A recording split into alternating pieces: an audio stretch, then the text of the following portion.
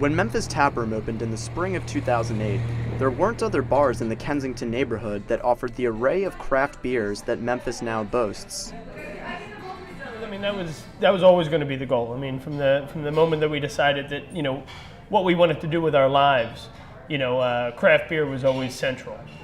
The pub is one of a growing number of craft-centric bars that have been cropping up in the city of late, and the successful business model has enabled owners Hartranft and Maida to open 3 bars in just 2 years. Business was going rather smoothly at each establishment until March 4th, when groups of state troopers conducted simultaneous raids on each of their bars. Someone called in a complaint to the state police or the PLCB, I don't know who they actually contacted, alleging that we were serving beers that were not registered in Pennsylvania. And what happened was, in a lot of cases, there were things that were taken that were, legitimately registered. In some cases, they were registered, but sort of registered under names that didn't necessarily appear on the label. These errors were on the official list of registered beers from the website of the Pennsylvania Liquor Control Board, or PLCB, the agency charged with overseeing the Pennsylvania Liquor Code. For example, bottles of the popular Duvel Belgian Golden Ale were seized because it was registered with the PLCB as Duvel Beer. Like many Pennsylvanians, I mostly knew of the PLCB as the agency that controls the state's monopoly on wine and spirit sales, and that's responsible for keeping me from buying 6-packs and cases in the same location. So to get some insight on the PLCB and its policies, I traveled to Northeast Philadelphia's craft beer haven, the Grey Lodge Pub, to speak with local beer writer Lou Bryson. Every brand of beer that is sold in Pennsylvania must be registered. It kind of became a problem when some of the beers are, a one-off from a craft brewery. And a lot of times they'll only make one batch of it. Maybe 10 kegs will come into Pennsylvania. They forget. Yeah, the paperwork in Pennsylvania fell through the cracks. And, did it come down and hurt us? Yes. Do I forgive him? Yeah. Do I understand? Sure. I forget to do stuff every day that I'm supposed to do. Like, that's, whoops. But the beer is gone now. I mean, it's most likely not coming back to us because it was not registered. My issue with the whole thing really is, why did they send 4 armed enforcement agents to these bars? Why not one bureaucrat with a clipboard? Said, we've had a complaint that you have unregistered beers. We'd like to check them, please. And if you find them, well then what you really ought to do is go to the people who are responsible for not registering the beers, not punish the licensee. It's clear that Bryson isn't the only one with this opinion. In addition to running a blog called Why the PLCB Should Be Abolished, he started a similarly themed Facebook group just after the raids, and its ranks quickly swelled to over 5,000 members. Counted among the list of the Liquor Code's critics is the PLCB's former chairman, Jonathan Newman. If it's simply a glitch in registration and there wasn't any mens rea to break the law, I would have personally treated them in a different manner than a high-profile type raid where reputations are involved. When it all happened and they were in the locations, responding to the complaint is when it really shined the brightest light on how unfamiliar with the products, the people that actually control those products for the state of Pennsylvania were. Part of the problem is that the PLCB and its enforcement arm, the Bureau of Liquor Control Enforcement, or BLCE, aren't always on the same page. BLCE agents, who actually carried out the raids, used the PLCB list to check whether or not brands at the bars were registered. But the PLCB has a disclaimer stating that it can't guarantee the accuracy, completeness, or usefulness of the list. Major John Lutz, Director of Liquor Enforcement, says that despite public criticism, his agency was only following orders based on PLCB info.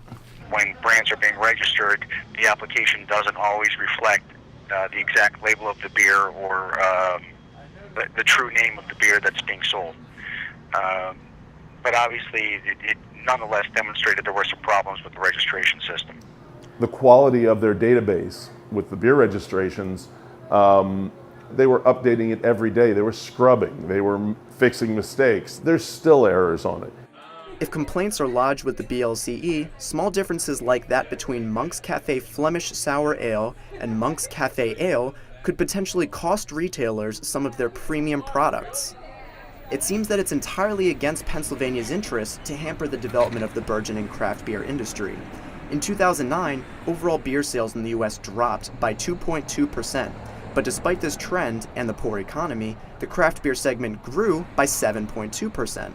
And with annual events like Philly Beer Week enhancing our beer scene's reputation and attracting tens of thousands of beer connoisseurs, punishing purveyors of highly desirable ales and lagers comes off as a step in the wrong direction. Public outcry and media attention from the debacle convinced the state government to investigate the raids in a hearing at the state capitol in Harrisburg. Among those who testified at the joint hearing between the House Liquor Control and Senate Law and Justice Committees on April 13th were Hartranft and Maida, and representatives from the PLCB and BLCE. Anonymous complaints should maybe not be investigated because there is a huge opportunity for someone with a grudge, which seems to be what happened in our case. Someone with a grudge is able to call and manipulate a state agency to come out and kind of harass the object of their grudge. I think that you have acted in the appropriate manner in all facets of your business. As a resident, I'll thank you. You're welcome. Thank you. As a legislator, I'll apologize. Control Board CEO Joe Conti told the committees that he was just following the law and that beer registration was necessary to protect public health. We just have to reflect on the E. coli outbreak of spinach years ago. Hundreds of people got sick. Probably within hours, working with Mr. Origlio, we could find an awful lot of contaminated beer. The only source we couldn't find would be retail sales, but we could certainly pull things off the shelf within hours because of this registration process. I worry that the agency is looking for the low-hanging fruit. To use that many agents to do this kind of thing on this particular type of violation is wrong. With all due respect, I continue to disagree in that. First of all, the majority of the beers were not registered. I don't write the law. And I say, so what?